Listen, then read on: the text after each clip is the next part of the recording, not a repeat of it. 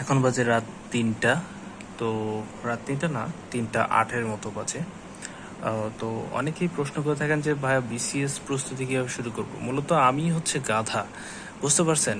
আমি এখন এটা কিভাবে আপনাকে পরামর্শ দিতে পারি, তবে যে জিনিসটা হচ্ছে আপনাকে মাথায় রাখতে হবে তা হলো আপনাকে কন্টিনিউয়াসলি আপনাকে পড়ালেখা করতে হবে। যেটা আমি করতে পারি না সেটা অবশ্য আমি আপনাকে পরামর্শ দেব না, কিন্তু এই ক্ষেত্রে আমি আপনাকে পরামর্শ দিতে চাই।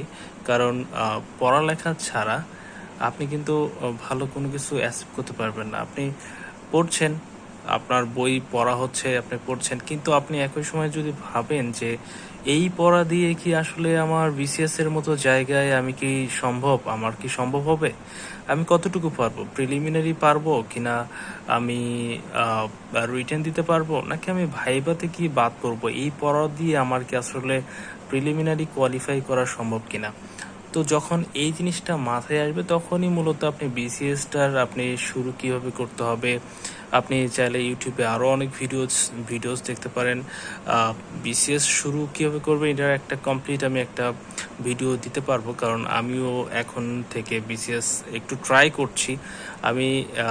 করছি কারণ এটা বলবো যে আমার তো এখনও পড়ালেখা শেষ হয়নি, মাস্টার চলছে। তো এই সময়টাতে কিভাবে আমি শুরু করছি কিংবা আমার কি কি গ্যাপ ছিল বা গ্যাপ আছে সেই জিনিসটা নিয়েই মূলত আমি যদি চাই আপনাদেরকে আমি ভিডিও করে পাঠাতে পারবো, বা ভিডিও দিয়ে যদি আপনাদের একটু হেল্প হয় সেটা অবশ্য আমার সাথে অনেকটাই ভালো লাগবে। যে আমি গাধার মতো একটা স্টুডেন্ট, সে তার কোনো কথা কারো ভালো লেগেছে বা পছন্দ হয়েছে, সেটা অবশ্যই আমার জন্য অনেক ভালো লাগার বিষয় হবে। তবে একটা জিনিস খেয়াল করবেন কি, সেটা হলো আপনি পড়ালেখা করতে হবে, বই পড়তে হবে।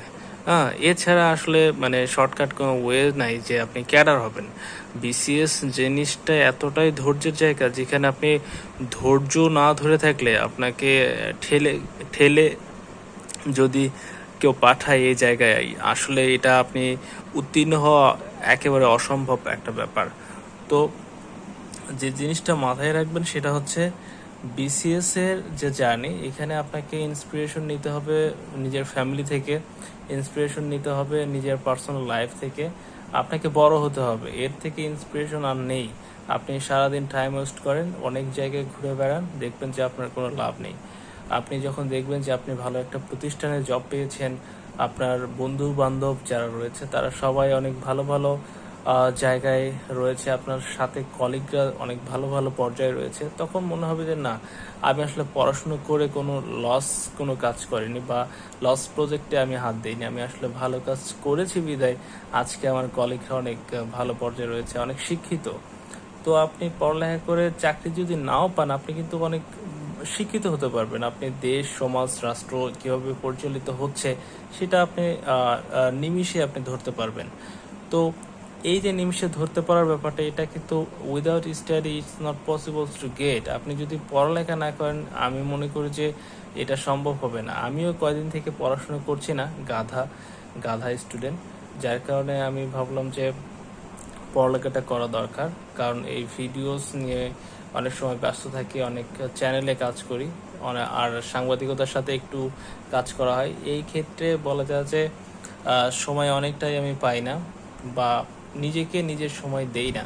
কিন্তু এই ভুলটা আপনি করবেন না, আপনি নিজেকে সময় দেবেন। একটা কথা আছে, prepare yourself so that you can make you stronger than others. এখন আপনি যদি প্রিপেয়ার না করেন নিজেকে, তাহলে তো আপনি অন্য থেকে স্ট্রঙ্গার হতে পারবেন না। সো আপনাকে প্রিপেয়ার করতে হবে, prepare for your family, prepare for your self. নিজেকে প্রস্তুত করতে হবে পরিবারের জন্য, নিজেকে প্রস্তুত করতে হবে নিজের জন্য। এর থেকে আর পরামর্শ কি হতে পারে।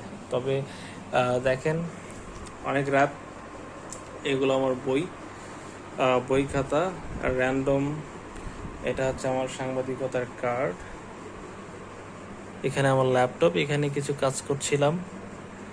তো এই হলো আমার আপনাদের জন্য বলা এই রাতের বেলা। সবাই ভালো থাকবেন, সুস্থ থাকবেন এবং পড়ালেখার সাথেই থাকবেন।